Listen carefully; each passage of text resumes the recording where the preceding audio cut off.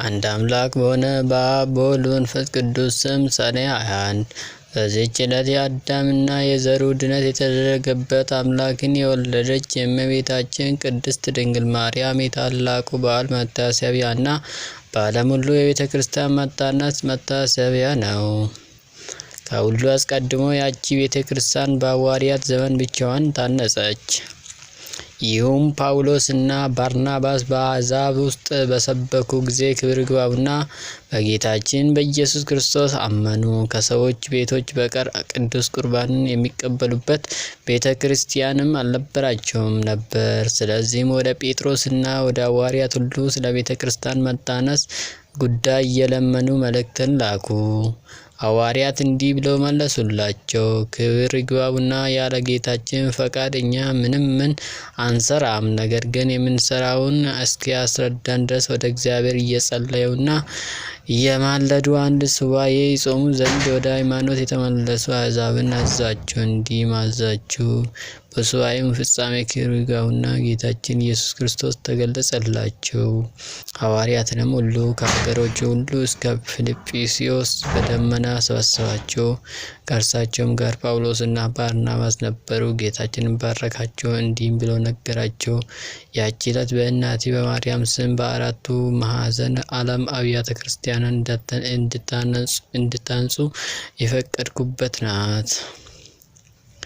ይህንንም ብሎ ከከተማዋ በስተ ምስራቅ በኩል አወጣቸው። የቤተ ክርስቲያኒቱንም ቦታና መሰረቷን ወሰነላቸው።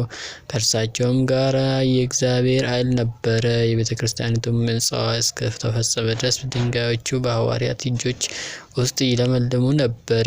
ጌታችንም ነዋ ቅዱሳትን አልብሳቷንና መሠዊያን አዘጋጀ።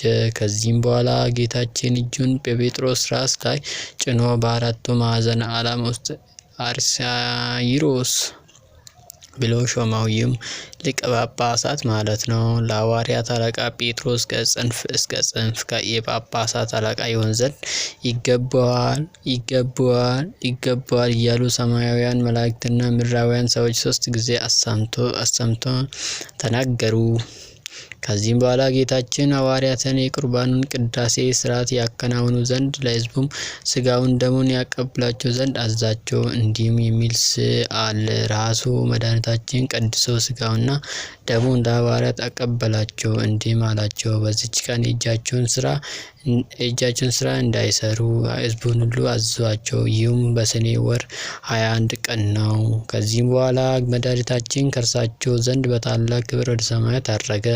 ከዛችም ቀን ጀምሮ አባቶቻችን ሐዋርያት በዓለም ሁሉ ውስጥ አምላክን በወለደች በእመቤታችን ቅድስት ድንግል ማርያም ስም ቤተ ክርስቲያን የሚያሳንጹ ሆኑ። በቄሳርያው ሊቀ ጳጳሳት በባስልዮስ ዘመን እንዲህ ሆነ።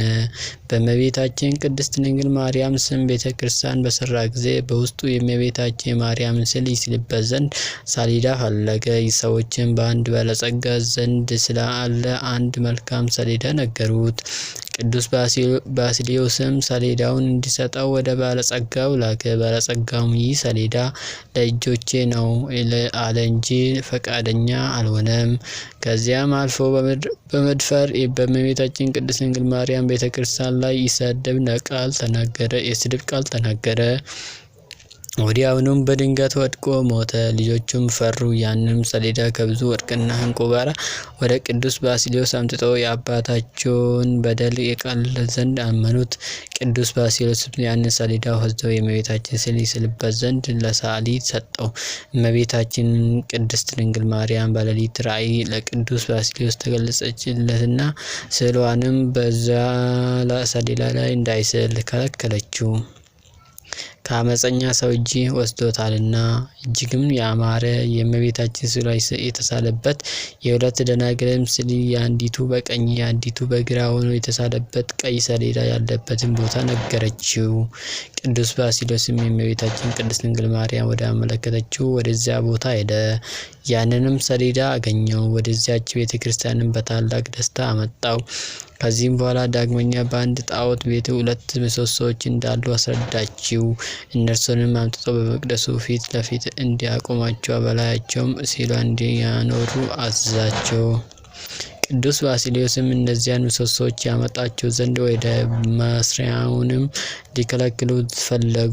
ጌታችንም ኃይላቸውን ደመሰሰ። እነዚያንም ምሰሶች አምጥቶ በቤተ መቅደሱ ፊት ለፊት አቆማቸው። በላያቸውም የእመቤታችን ቅድስት ድንግል ማርያም ሲሏን አስቀመጠ። እግዚአብሔርም ከእነዚያ ምሰሶች በታች የውሃ ምንጭ አፈለቀ። በውስጧም የሚታጠብ ሁሉ ካለበት ደዌ ሁሉ የሚድን ሆነ። እንዲሁም ከእመቤታችን ማርያም ሲል በሽተኞችን ሁሉ የሚፈውስ የዘይት ቅባት ፈሰሰ። ይህም ሁሉ የሆነ የእመቤታችን ቅድስት ድንግል ማርያም ቤተ ክርስቲያን በከበረችበት በሰኔ ወር በ21 ቀን ነው። በዛችም ቀን እንዲህ ሆነ። አንዲት ሴት መጥታ ታጠበች። ወዲያውኑም ሁለመናዋ በለምጽ ተሸፈነ።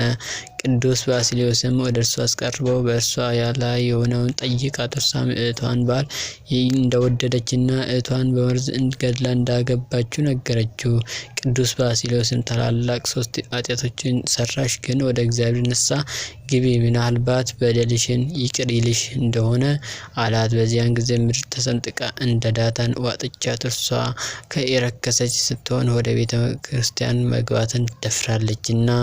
እኛ ሁላችን የክርስቲያን ወገኖች አምላክን ለወለደች እመቤታችን ለከበረች ድንግል ማርያም ለመታሰቢያ መንፈሳዊ በዓል እንድናደርግ ይገባናል። ስለ እርሷ ለአዳምና ለሁላችን ልጆቹ ድነት ሆነዋልና ይህንን በዓል ለማድረግ የሚተጋ የተመሰገነ ነው። እርሷን ለመረጣት ለወደዳት በስጋም እንድትወልደው ለደረገ ለእግዚአብሔር ምስጋና ይሁን።